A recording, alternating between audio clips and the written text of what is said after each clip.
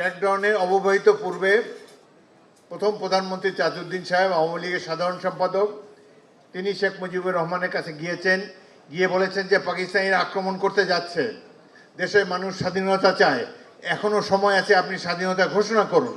শেখ মুজিবুর রহমান সাহেব বললেন যে না, আমি বিচ্ছিন্নতাবাদী হতে পারি না, পাকিস্তান ভাঙাতে আমার কোনো অবদান থাকুক এটি আমি চাই না।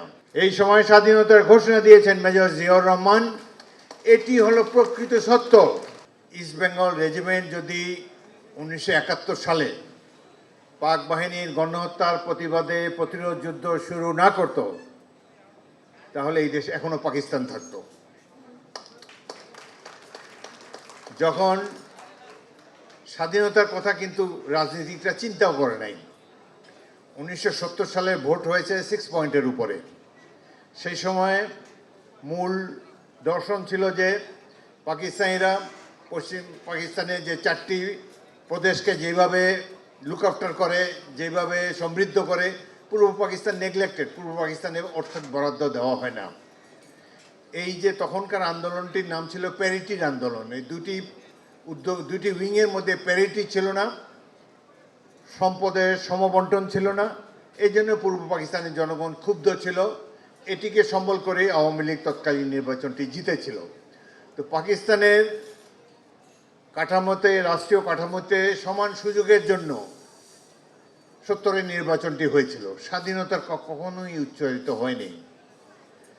এমনকি যখন ক্র্যাকডাউন করলো পাকিস্তান আর্মি 25শে মার্চ নিরীহ বাঙালিদের উপরে, ক্র্যাকডাউনের অব্যবহিত পূর্বে প্রথম প্রধানমন্ত্রী তাজউদ্দিন সাহেব আওয়ামী লীগের সাধারণ সম্পাদক তিনি শেখ মুজিবুর রহমানের কাছে গিয়ে বলেছেন যে পাকিস্তানিরা আক্রমণ করতে যাচ্ছে, দেশের মানুষ স্বাধীনতা চায়, এখনো সময় আছে, আপনি স্বাধীনতা ঘোষণা করুন। শেখ মুজিবুর রহমান সাহেব বললেন যে না, আমি বিচ্ছিন্নতাবাদী হতে পারি না, পাকিস্তান ভাঙাতে আমার কোনো অবদান থাকুক এটি আমি চাই না, সুতরাং স্বাধীনতা ঘোষণা আমি দেব না। স্বাধীনতা ঘোষণা দেননি। পাকিস্তানের ক্র্যাকডাউন চালালো। লক্ষ লক্ষ মানুষ ঘর বাড়ি ছেড়ে উদ্ভ্রান্ত হয়ে পালিয়ে যাচ্ছে, গ্রাম থেকে গ্রামান্তরে পালিয়ে বেড়াচ্ছে।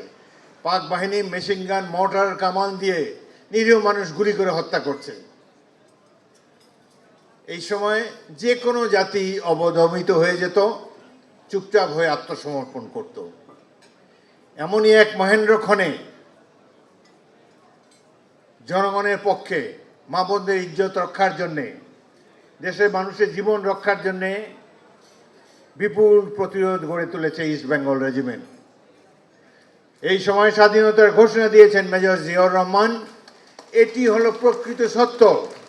যে ঘোষণায় জাতি উদ্দীপ্ত হয়েছে, অনুপ্রাণিত হয়েছে। হাজার হাজার ছাত্র যুবক ঘর বাড়ি ছেড়ে দৌড়ে এসেছে যে যুদ্ধ করবে। 71 যারা দেখে নেই তারা দুর্ভাগা। আমরা ভাগ্যবান 1971 সাল দেখতে পেয়েছি। আমাদের তো মাত্র 5টা ব্যাটালিয়ন ছিল, 4000 সৈনিক। মুক্তিবাহিনী ছিল প্রায় লক্ষের মতো। বাকিরা তো ছাত্র, সাধারণ মানুষ, রিক্সাওয়ালা, মুদি দোকানদার, বাসের হেল্পার, ড্রাইভার, পিয়ন, চাপরাশি, বিশ্ববিদ্যালয়ের শিক্ষক, ছাত্র, যুবক, সকল পেশার মানুষ এসে মুক্তিযুদ্ধে যোগ দিয়েছে। এই যুদ্ধে নেতৃত্ব দিয়েছে ইস্ট বেঙ্গল রেজিমেন্ট।